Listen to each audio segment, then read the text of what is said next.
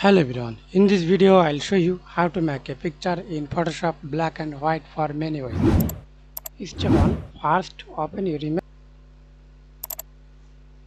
then choose your image. Step 1.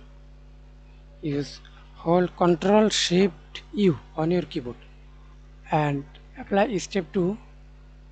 Go to new adjustment layer, black and white, and change reds.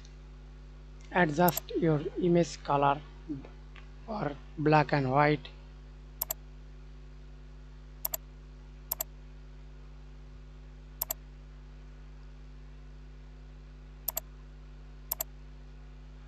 OK, and apply step 2.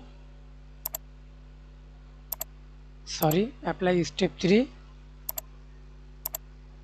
Go to image mode, grayscale. Hope this tutorial help you. Thanks for watching. Don't forget to like and subscribe.